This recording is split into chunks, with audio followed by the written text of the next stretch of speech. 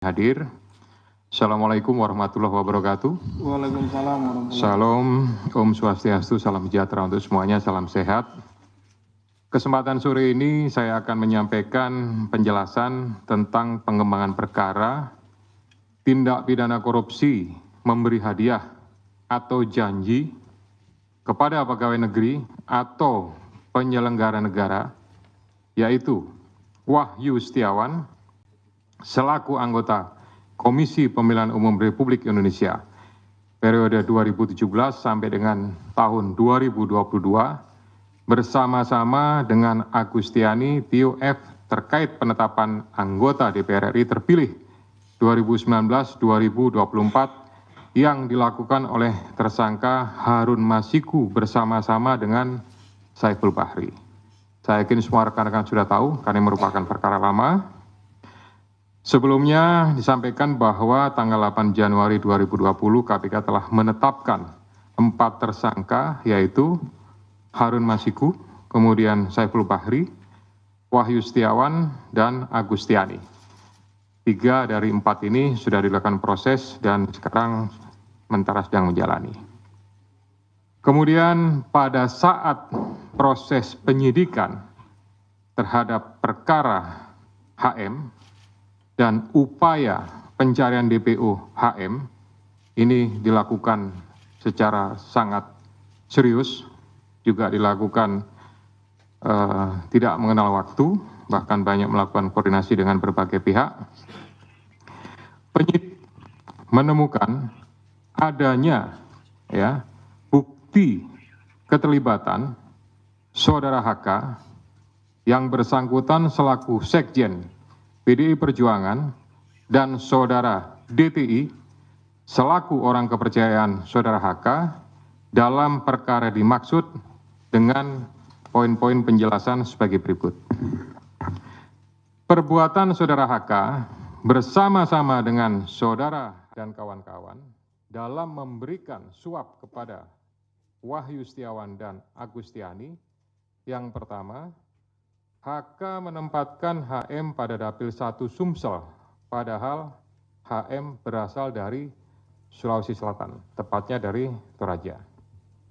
Kemudian yang kedua, bahwa dalam proses pemilihan legislatif tahun 2019, ternyata HM hanya mendapatkan suara sebanyak 5.878, sedangkan caleg atas nama Rizky Aprilia mendapatkan suara sebanyak 44.402. Kemudian seharusnya memperoleh suara dari saudara Nasaruddin Kemas, ini almarhum pada saat itu meninggal.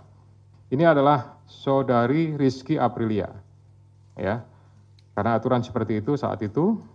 Namun ada upaya-upaya dari saudara HK untuk berusaha memenangkan HM melalui beberapa upaya-upaya. Antara lain, saudara HK mengajukan judicial review kepada Mahkamah Agung, kemudian menandatangani surat yang bernomor 2576 tertanggal 5 Agustus 2019 perihal permohonan pelaksanaan putusan judicial review.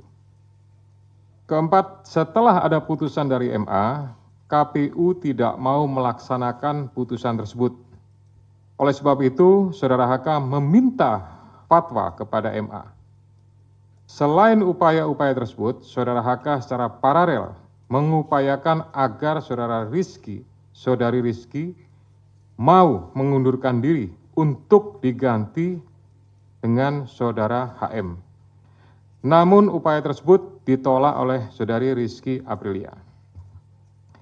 Saudara HK juga pernah memerintahkan Saiful Bahri untuk menemui Rizky Aprilia di Singapura dan meminta mundur. Namun hal tersebut juga ditolak oleh saudari Rizky Aprilia. Bahkan surat undangan pelantikan sebagai anggota DPR RI atas nama Rizky Aprilia ditahan oleh saudara HK dan meminta saudari Rizky untuk mundur setelah pelantikan. Oleh karenanya, upaya-upaya tersebut belum berhasil, maka saudara HK bekerja sama dengan saudara Harun Masiku, kemudian Saudara Saiful Bahri dan Saudara Hati DTI melakukan upaya penyuapan kepada Wahyu Setiawan dan Agustinus Tio, di mana diketahui Wahyu merupakan kader dari partai yang menjadi komisioner di KPU. Bahkan pada tanggal 31 Agustus 2019, Saudara HK menemui Wahyu Setiawan untuk dan meminta memenuhi dua usulan yang diajukan oleh Saudara HK, yaitu yang pertama adalah Maria Lestari, Dapil 1 Kalbar, dan Harun Masiku, Dapil 1 Sumsel. Ini yang berhasil hanya untuk yang Kalbar saja. Kemudian dari proses pengembangan penyidikan ditemukan bukti petunjuk bahwa sebagian uang yang digunakan untuk menyuap berasal dari Saudara HK. Bahwa dalam proses perencanaan sampai dengan penyerahan uang tersebut, Saudara HK mengatur dan mengendalikan Saudara Saiful Bahri dan Saudara DTI dalam memberikan suap kepada Komisioner KPU Wahyu Setiawan. Saudara HK mengatur dan mengendalikan Saudara DTI untuk menyusun kajian hukum pelaksanaan putusan MA dan surat permohonan pelaksanaan permohonan fatwa MA kepada KPU. Saudara HK mengatur dan mengendalikan Saudara DTI untuk melobi anggota KPU agar dapat menetapkan HM sebagai anggota DPR RI terpilih dari Dapil 1 Sumsel. Saudara HK mengatur dan mengendalikan Saudara DTI untuk aktif mengambil dan mengantarkan uang suap untuk diserahkan kepada Komisioner KPU melalui Tio. Kemudian Saudara HK bersama-sama dengan HM, kemudian Saiful Bahri dan DTI melakukan penyuapan terhadap Wahyu Setiawan, jumlahnya sama dengan penjelasan pada penanganan kasus sebelumnya.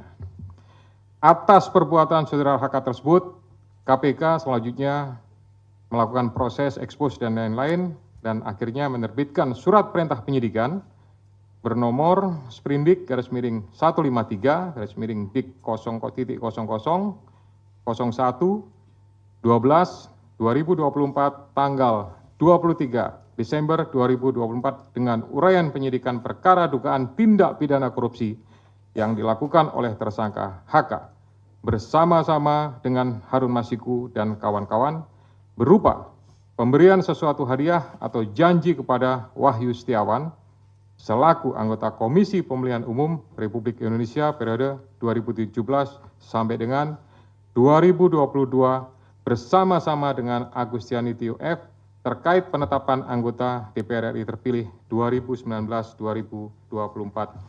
Sebagaimana dimaksud pasal 5 ayat 1 huruf A atau pasal 5 ayat 1 huruf B atau pasal 13 Undang-Undang Nomor 31 Tahun 1999 tentang pemberantasan tindak pidana korupsi sebagaimana telah diubah dengan Undang-Undang Nomor 20 Tahun 2001 tentang perubahan atas Undang-Undang Nomor 31 Tahun 1999 tentang pemberantasan tindak pidana korupsi junto pasal 55 ayat 1 ke 1 KUH pidana. Atas perbuatan Saudara DTI tersebut, KPK mengeluarkan surat perintah penyidikan nomor Sprindik 154 Dik 0001/12/2024 tanggal 23 Desember 2024 dengan uraian sebagai berikut.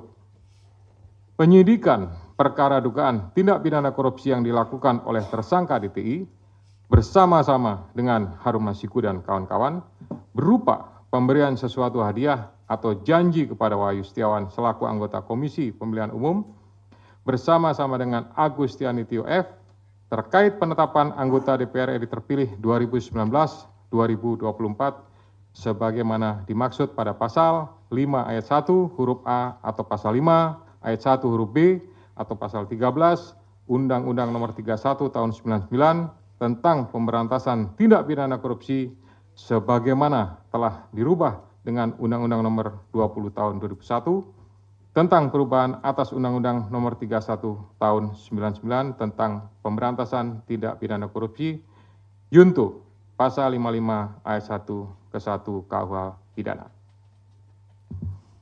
Selain perbuatan tersebut di atas, Saudara HK diketahui dan diduga melakukan perbuatan tindak pidana lain sebagai berikut. Bahwa pada tanggal 8 Januari 2020 pada saat proses tangkap tangan oleh KPK, Saudara HK memerintahkan salah satu pegawainya di Jalan Sultan Syahrir yang biasa digunakan sebagai kantor untuk menelpon kepada HM dan memerintahkan supaya merendam HP dalam air dan segera melarikan diri. Bahwa pada tanggal 6 Juni 2024, sebelum Saudara HK diperiksa sebagai saksi oleh KPK, Saudara HK memerintahkan kepada salah satu pegawainya untuk menenggelamkan HP yang dalam penguasaan pegawai tersebut agar tidak ditemukan oleh KPK. Saudara HK mengumpulkan beberapa saksi terkait dengan perkara HM dan mengarahkan, memberikan doktrin, memberikan penekanan agar saksi tidak memberikan keterangan yang sebenarnya, tidak melebar, dan tidak memberikan keterangan yang memojokkan kepada yang bersangkutan.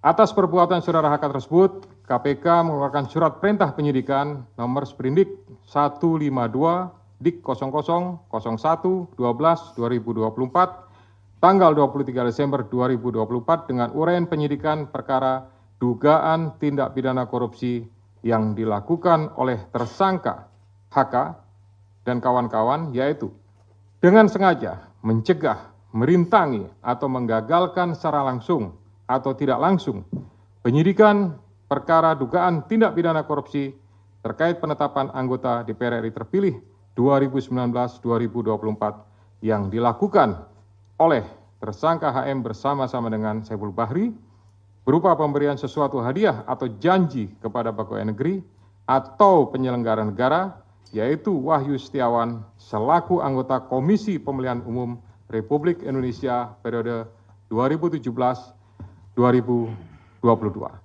Bersama-sama dengan Agustiani Tio F sebagaimana dimaksud dalam pasal 21 Undang-Undang Nomor 31 Tahun 99 tentang pemberantasan tindak pidana korupsi sebagaimana telah diubah dengan Undang-Undang Nomor 20 Tahun 2001 tentang perubahan atas Undang-Undang Nomor 31 Tahun 1999 tentang pemberantasan tindak pidana korupsi Yunto pasal 55 ayat 1 ke 1 KUH pidana. Demikian rekan-rekan media semua yang dapat kami jelaskan pada sore hari ini. Saya didampingi dengan Direktur Penyidikan Pak Asep. Ya, selanjutnya saya kembalikan kepada Pak Jubir, Pak Tesa untuk pengaturan diskusi pada pelaksanaan konferensi pers sore ini. Terima kasih. Assalamualaikum warahmatullahi wabarakatuh. Waalaikumsalam warahmatullahi wabarakatuh. Baik, terima kasih banyak untuk Pak Ketua. Selanjutnya kita persilahkan sesi pertama terlebih dahulu 3 penanya untuk perkara yang baru saja dipaparkan. Ya, nggak keluar dari perkara yang baru saja dipaparkan. Silakan, Mas Chandra dulu. Ya, saya Chandra dari medcom.id, Media Indonesia dan metrotvnews.com. Mau nanya, kenapa baru sekarang Hasto ditetapkan sebagai tersangka? Padahal kalau dari penjelasan Pak Setio tadi jelas banget keterlibatan dia sudah diketahui dari pas OTT.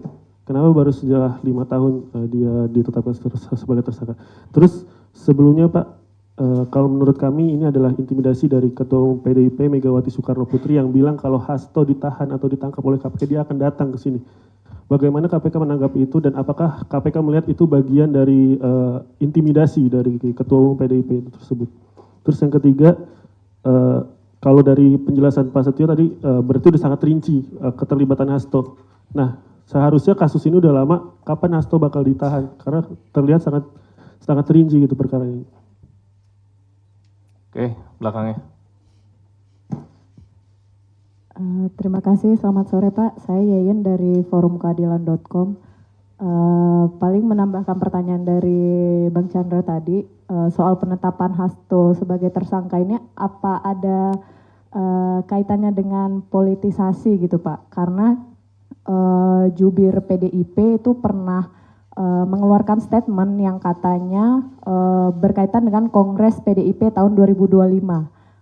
Ada pihak-pihak yang berusaha mengganggu jalannya Kongres tersebut. Apakah ada sangkutan politisasinya Pak? Terima kasih. Satu lagi. Siapa? Hah? Tadi Mbak siapa? Mohon maaf. Yeye. Yeyen dari Forum Keadilan. Ya. Oke, lanjut.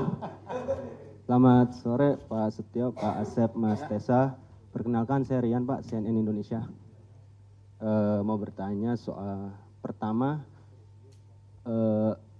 uang suap tadi kan disampaikan sebagian, itu totalnya berapa dari Pak HK itu? Yang kedua, ini kan dalam jangka waktu yang lama dan ada apa ya namanya, drama-dramatisasi lah pelarian Harun yang balik ke Indonesia, Singapura. Apakah akan menjerat juga dari pihak kementerian lah Pak? Karena waktu itu kan kader PDIP juga dalam OJ, Obstruction of Justice. Yang ketiga, dalam menindaklanjuti sprindik baru ini, apakah KPK sudah berkirim surat ke imigrasi mengenai pencegahan ke luar negeri terhadap HK dan DTI ya, dari Doni Tri Istiqomah. Dan keempat Pak, di luar kasus ini kan baru lagi Pak, saya menemukan pengumuman tersangka ini langsung gitu Pak. Pas dia mungkin mengalami ya. Apakah ada perubahan metode lagi Pak? Terima kasih. Oke, kita tutup dulu ya. Silakan. Ya, baik. Pertama, kenapa baru sekarang? Ya. Jadi kalau rekan-rekan melihat, gitu, kasus ini kan sejak 2019 sudah ditangani, gitu. Tapi kemudian baru sekarang. Ini karena kecukupan alat buktinya, gitu. Tadi sebagaimana sudah saya jelaskan di awal, penyidik lebih yakin, gitu. Kemudian setelah pada tahap proses pencarian DPO Harun Masiku, gitu, ada kegiatan pemanggilan, kemudian ada kegiatan pemeriksaan, ada kegiatan penyitaan terhadap barang bukti elektronik. Nah, disitulah kemudian kita mendapatkan banyak bukti dan petunjuk yang kemudian menguatkan keyakinan penyidik untuk melakukan tindakan, untuk mengambil keputusan, ya tentu melalui proses tahapan-tahapan sebagaimana yang sudah diatur di Kedeputian Penindakan, baru kemudian diputuskanlah ya terbit surat perintah penyidikan, gitu. Jadi sebetulnya alasan pertimbangan itu. Kemudian sampaikan masalah intimidasi, ya kami murni melakukan proses penegakan hukum saja, gitu ya.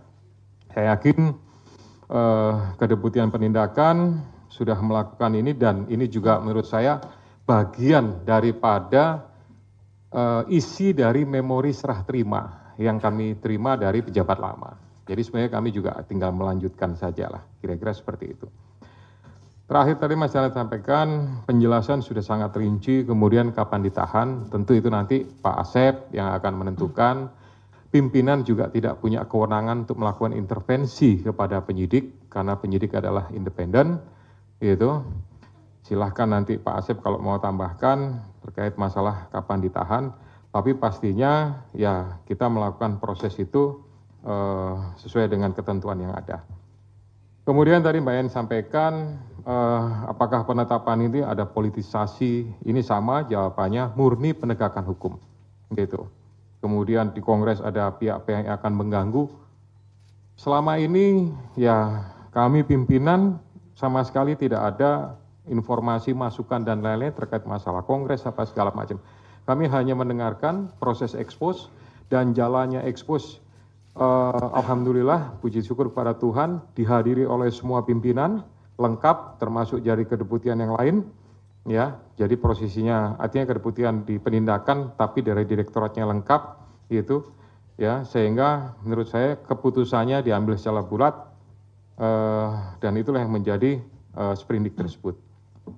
Kemudian uang suap sebagian dari HK, Ya, itu dari hasil yang sudah kami dapatkan saat ini, tapi itu nanti akan menjadi bagian inti daripada materi pemeriksaan yang akan dilakukan oleh para penyidik.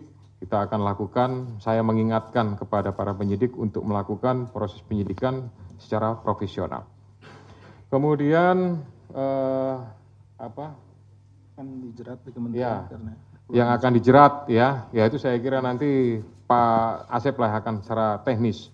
Kemudian tadi yang terakhir ini konvensi pers ini dilakukan, biasa kan dulu zaman saya masih di sini itu kan dilakukan pada saat bersamaan dengan penahanan. Kira-kira seperti itu ya. Nah, berdasarkan kebijakan pimpinan sekarang dalam rangka akuntabilitas dan mempertanggungjawabkan kepada seluruh masyarakat gitu ya, segera sesaat setelah sprindik itu dibuat gitu, kita tidak akan menunggu sampai dengan masa diumumkannya penahanan, itu nanti akan diumumkan, disampaikan.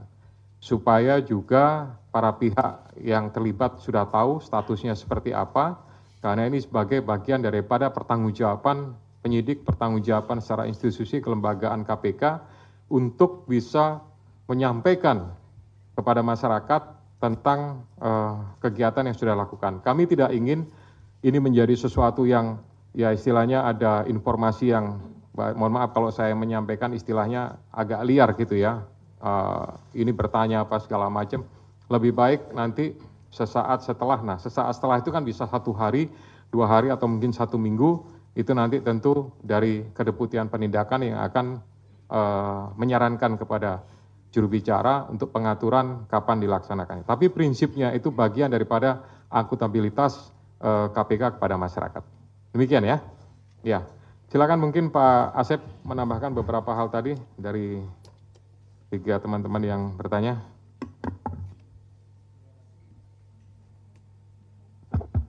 Terima kasih Bapak Ketua. Yang saya hormati Pak Ketua, Pak Jubir dan rekan-rekan sekalian yang berbahagia, para jurnalis. Izin menambahkan apa yang telah disampaikan oleh Pak Ketua tadi, yang terkait dengan kapan Saudara HK akan ditahan. Jadi rekan-rekan sekalian, bahwa sprindik yang kami terbitkan pada tanggal 23 kemarin itu merupakan pengembangan penyidikan dari perkaranya Harun Masiku. Jadi saksi-saksi yang saat ini atau keterangan-keterangan yang ada, yang kami himpun, yang tadi Mas Chandra bilang ini sudah lengkap dan lain-lain, itu keterangan-keterangan di mana para saksi itu dipanggil di sprindiknya Harun Masiku. Ya, sehingga nanti untuk sprindik yang baru ini kita tentunya akan memanggil kembali mereka dengan dasar sprindik yang baru ini, sehingga diperlukan waktu untuk melakukan pemanggilan dan meminta keterangan kepada para saksi, dan juga kami akan melakukan penyitaan di mana juga itu yang barang bukti itu juga terkait di perkaranya HM, sehingga diperlukan waktu. Ditunggu saja nanti ya Mas Chandra untuk penahanannya, pasti kita akan kabari seperti itu.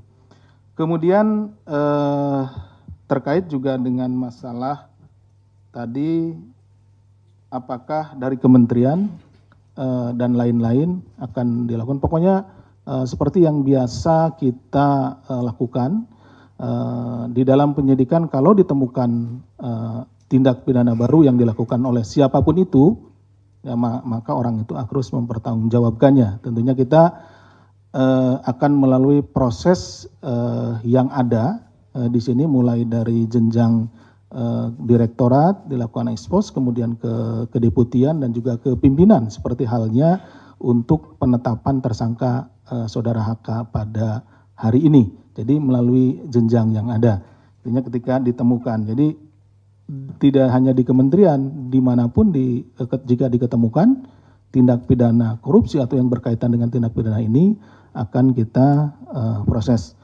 Kemudian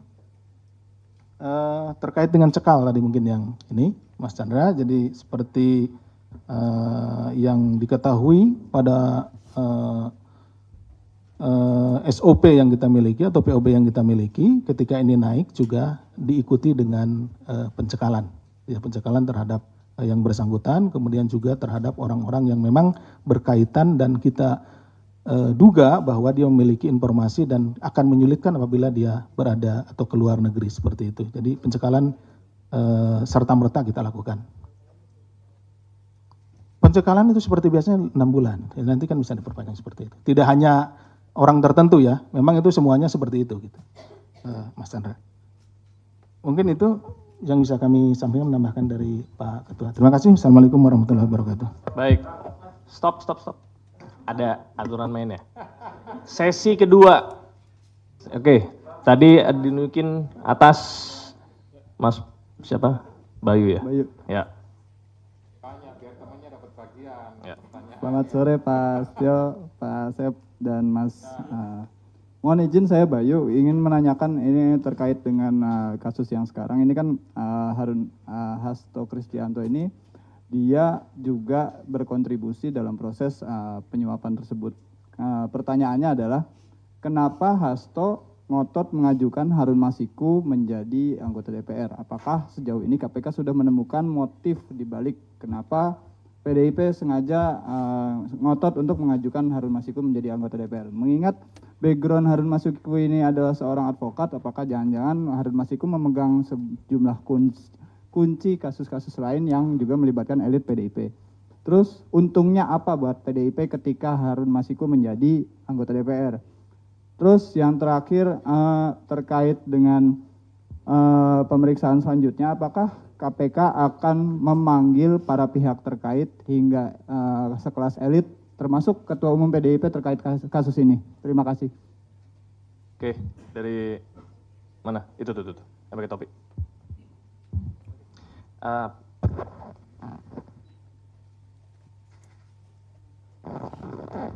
Izin Pak Ketua, Mas Tesa. Tadi kan kalau nggak salah sempat disebutkan. Siapa dari mana? Oh iya, Fadil dari Detikom. Tadi kalau nggak salah sempat disebutkan bahwa HK ini sempat mengetahui soal OTT. Apakah si HK ini, apakah OTT ini sempat bocor sampai kemudian si HK ini mengetahui adanya OTT tersebut. Kemudian yang kedua, ini kan Harun udah lama banget ya Mas kabur gitu. Nah ini ada peran dari HK juga nggak sih untuk mengatur kepergian Harun ini? Itu aja sih Mas, makasih. Peran Harun. Satu lagi. Ya, selamat sore Terserah. Pak Ketua, Mas Tesa, Pak Asep. Saya Fana dari Investor Trust. Satu pertanyaan aja, ini kan tadi perintangan penyidikannya OOJ-nya disebutkan ketika OTT terjadi. Setelah OTT terjadi. Nah, sementara Harun Masiku diketahui kan sudah buron selama 5 tahun. Apakah juga Hasto ikut terlibat dalam menghilangnya Harun Masiku selama ini gitu? Terima kasih. Sama ya sama yang ini ya. Bersama. Oke, 3 dulu ya. Silakan. Ya baik, Mas Bayu terima kasih pertanyaannya luar biasa. Tapi mohon maaf nih, itu sudah masuk materi pemeriksaan gitu ya. Jadi ya nanti akan didalami meskipun penyidik sudah memiliki informasi tentang itu, tapi karena sekali lagi itu sudah materi dalam penyidikan, mungkin ya kami mohon maaf tidak menyampaikan tentang hal-hal tersebut ya. Kemudian untuk panggilan-panggilan yang lain, ya tentunya nanti penyidik sesuai dengan kebutuhan gitu ya. Tidak memaksakan tapi juga tidak menghandarkan, pastinya mana yang dibutuhkan itulah yang akan dilakukan pemeriksaan-pemeriksaan. Kemudian tadi masalah UTT apa segala macam, karena prosesnya harus flashback lagi kepada kegiatan di 2019 ya. Nanti semuanya akan kita coba telusuri kembali gitu, hal-hal apa yang berkaitan, apakah ada informasi ataukah itu mungkin dugaan-dugaan atau mungkin mereka hanya dapat selentingan saja. Nah, ini kan mungkin dari pihak sana menyampaikan seperti itu, tapi ya nanti mungkin yang bersangkutan sendiri seperti apa. Kira-kira begitu ya. Kemudian sama tadi pertanyaannya gitu, nanti mungkin Pak Dir lah silakan untuk memberikan secara teknis jawabannya.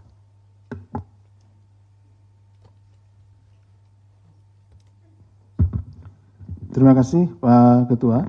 Mohon izin menambahkan Bapak. Terkait tadi mungkin yang juga pemanggilan-pemanggilan, nanti rekan-rekan bisa monitor karena setiap hari biasa kita umumkan siapa yang akan dipanggil. Nah, rekan-rekan bisa monitor di situ ya. Kemudian juga terkait dengan masalah kebocoran OTT dan juga keterlibatan saudara HK dengan kaburnya saudara HM dan lain-lain, itu sedang kita dalami tentunya ya, rekan-rekan. Jadi nanti tadi makanya ada pasal, kan ada dua, kalau rekan-rekan menyimak itu ada dua sprindik ya untuk saudara HK. Salah satunya adalah pasal 21-nya, nanti bisa dilihat karena ini kan juga rekan-rekan dapat nanti. Nah, di situ ada pasal 21-nya. Nah, tentunya di sini yang akan menjadi materi di situ ya. Tadi terkait dengan yang rekan-rekan apakah ini udah lama, apakah ada keterlibatan dan lain-lainnya, kita akan mendalami di situ ya. Itu mungkin yang bisa kami tambahkan. Terima kasih. Baik, ada lagi? Belakang.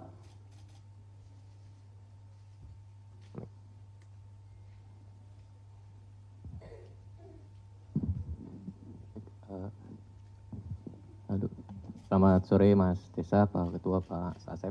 Saya Ade dari Tempo.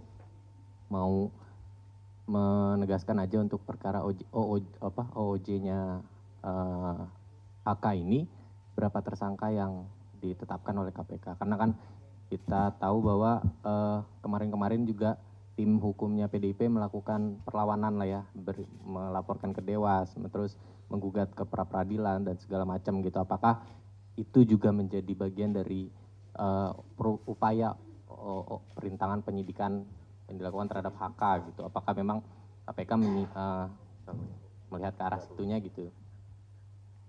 Mungkin itu aja pertanyaannya. Terima kasih. Lagi? Cukup ya? Terakhir ya? Oke. Gitu ya. Mas siapa dari Tempo? Mas Ade. Ya. Jadi prinsipnya kami berharap bahwa para pihak yang terlibat secara langsung maupun tidak langsung bisa bekerja sama. Kemudian yang lebih penting adalah patuh hukum, ya, tidak memberikan opini-opini yang bersifat kontraproduktif, gitu ya, tidak memberikan sebuah hal-hal yang ya penilaian-penilaian yang tidak berhubungan dengan pokok perkara. Ya, para pihak tentunya memiliki hak ya sesuai dengan pasal-pasal yang diatur dalam KUHP. Kalau memang itu silahkan digunakan, tapi prinsipnya segala sesuatunya kami melaksanakan proses penegakan hukum ya secara murni, secara profesional. Kira-kira seperti itu ya. Ya, Pak Asep mau tambahan? Silakan. Mohon izin menambahkan Pak Ketua, Mas Ade, jadi di pasal obstruction of justice, OJ yang dimaksudkan, Ya, itu berapa tersangka tadi? siap disampaikan. Jadi pertama tentu kita akan fokus dulu kepada apa yang perbuatan-perbuatannya yang ada dulu. Nanti perkembangannya pasti akan kita sampaikan ya Mas Ade. Jadi seperti apa? Nah, yang sekarang sedang kita susun memang betul-betul karena ini tidak boleh juga kita sembarangan, kita harus benar-benar profesional dalam melakukan ini. Jadi setiap perbuatannya akan kita uji apakah itu memang berkaitan langsung dengan terhalangnya proses penyidikan yang kita lakukan terhadap saudara HM gitu ya. Jadi nanti ditunggu saja ya. Oke, Mas Ade. Baik, rekan-rekan sekalian, terima kasih banyak atas kehadirannya. Rilis perdana oleh Bapak Ketua kita yang baru, pimpinan kita yang baru. Ke depan tentunya kita akan sampaikan rilis-rilis lagi, baik itu penetapan tersangka maupun hal-hal lain ya, termasuk pencekalan. Untuk itu sesi ini kami tutup. Wabillahi taufiq wal hidayah. Wassalamualaikum warahmatullahi wabarakatuh. Assalamualaikum warahmatullahi wabarakatuh.